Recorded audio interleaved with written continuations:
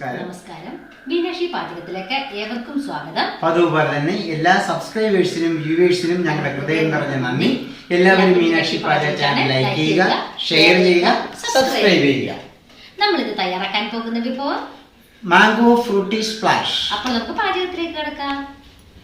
അപ്പോൾ ഇന്നത്തെ ഫ്രൂട്ടിക്ക് വേണ്ട മാങ്ങ 4 പഴുത്ത മാങ്ങ, ഒരു പച്ചമാങ്ങ, 4:1 അനുപാതത്തിൽ അല്ലേ?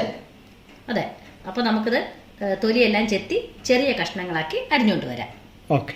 ഫ്രൂട്ടി ജ്യൂസിന് ആവശ്യമായിട്ടുള്ള മാങ്ങ നമ്മളെല്ലാം ചെത്തി റെഡിയാക്കിയിട്ടുണ്ട്. ഇനി നമുക്ക് ചെറിയ പീസുകളാക്കി നമുക്കത് മുറിച്ച് എടുക്കാം. ഇനി അതിലേക്ക് കിടക്കാം.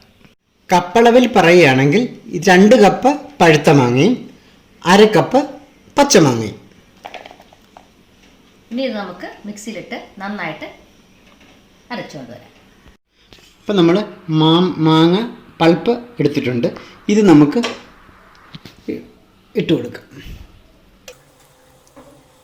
മധുരം നമുക്ക് ആവശ്യം അനുസരിച്ച് കൂട്ടുകയോ കുറയ്ക്കുകയോ ചെയ്യാം. ഇവിടെ എടുത്തേക്കുന്നത് നമ്മൾ മാമ്പഴം എത്ര കപ്പാണോ എടുത്തത് അതേ അളവിൽ തന്നെയാണ് നമ്മൾ പഞ്ചസാര എടുത്തേക്കുന്നത്. അതായത് 2 കപ്പ് പഞ്ചസാര.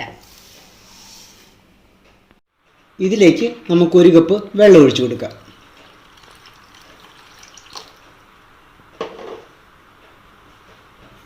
കത്തിക്കാം.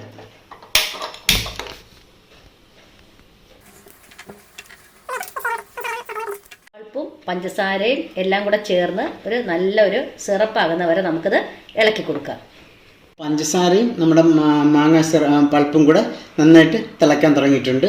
പിന്നെ ഒരു കാര്യം പ്രത്യേകം ശ്രദ്ധിക്കേണ്ടതായിട്ടുള്ളത് എന്താണെന്ന് വെച്ചാൽ നമ്മൾ ഇതിനകത്ത് എടുക്കുന്ന പൾപ്പിനകത്ത് ഒരു അല്പം പോലും മാങ്ങയുടെ ഇത് കാണരുത്, കഷ്ണം കാണരുത്. കഷ്ണം കാണാതെ വേണം നമ്മൾ അരിച്ച് റെഡിയാക്കി എടുക്കാനായിട്ട്. ഇപ്പം ഇതിനകത്ത് എങ്ങുമില്ല, മാങ്ങയുടെ ഒരു അംശം പോലും ഇല്ല. ആ രീതി വേണം എടുക്കാൻ. നമ്മുടെ ഫ്രൂട്ടി റെഡി ആയിട്ടുണ്ട്. അപ്പം നമുക്ക് ഇതുകൊണ്ടൊരു മാംഗോ സ്പ്ലാഷ് തയ്യാറാക്കാം. സ്പ്ലാഷ് തയ്യാറാക്കാനായിട്ട് നമുക്ക് 3-4 ഐസ് ക്യൂബ്സ് ഇടുക. ഇതിലേക്ക് നമുക്കൊരു തണ്ട് പുതിനയിലയും 1 ഇല നാരകത്തിലയും കൂടെ നമുക്ക് ചേർത്ത് നന്നായിട്ട് പൊടിച്ച് കയ്യിലിട്ട് തിരുമ്മി ഇതിലേക്ക് ചേർത്ത് കൊടുക്കുക. നമ്മൾ തയ്യാറാക്കി വെച്ചിരിക്കുന്ന ഫ്രൂട്ടി 1/4 കപ്പ് ഒഴിച്ചു കൊടുക്കുക. 1 സ്പൂൺ കസ്കസ് ഇട്ട് കൊടുക്കുക. ഇതിലേക്ക് നമുക്ക് സോഡ ഒഴിച്ചു കൊടുക്കാം.